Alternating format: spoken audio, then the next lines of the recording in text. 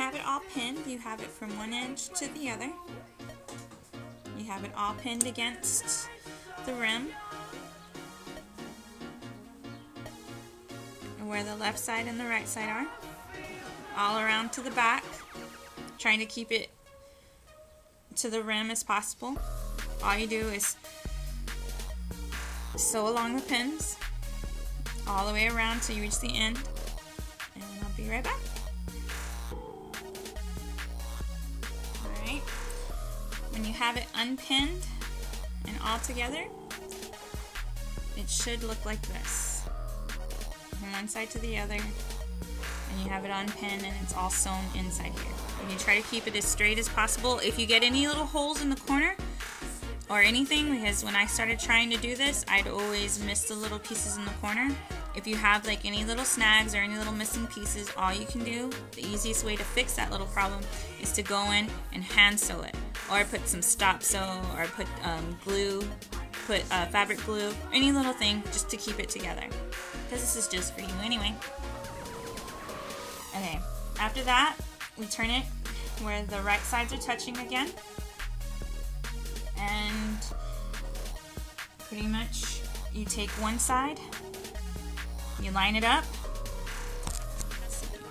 take one side, you line it up, and you pin all along the sleeve.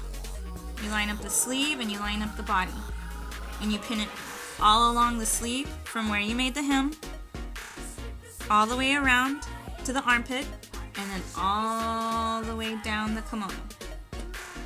And you do that for the same side on the other side. I'll show you what it's look like once I'm done pinning. Okay, you should have it pinned around the sleeve like so, and you start from the bottom of the hem that you made earlier, and you sew all the way around the sleeve and up the side of the sleeve to the armpit and down to the bottom, all the way to the bottom. Now that you've made all your seams and sewn them all down, what you do is you take it and you just turn it inside out. Pull the sleeves out. And then poke them all in. There's one sleeve. Turn the other sleeve, grab all the material, bunch it all together, and pull it gently out. So you can have the right side out now. Sometimes the sleeves won't come out, so what you're going to have to do is you're going to have to take it and gently, with scissors, push all along where you sewed. And I mean gently, because you don't want to rip any of your seams. Poke it all the way out to form the nice little sleeve. See how it's rounded on one side? If you want it to stay a little bit better, take a nice good hot iron to it, and yes, the iron is the key. Okay, and there you go. You got the kimono done so far. Okay, what you do is you take this little thing, it says OBE, cut one unfold, but the way I do it is that I just cut this one big thing right here. Instead of having to sew it all closed, what I do is I just make it like this. And this looks like a big enough belt. But it says the fold line is this line, so instead of folding it in half and just putting it on the fold, what I do is I just open the whole pattern. And I like to make my belts two separate colors. I usually take a main color and an accent color. I make one thinner than the other, and I sew them together.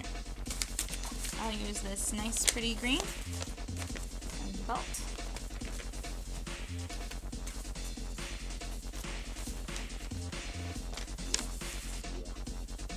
All I do is trace it on here. Don't forget your seam allowance.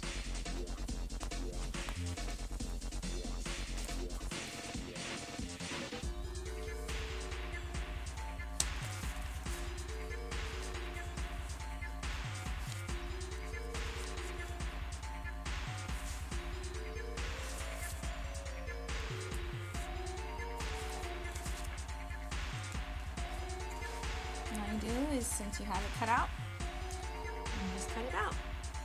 Don't forget a little bit of seam allowance.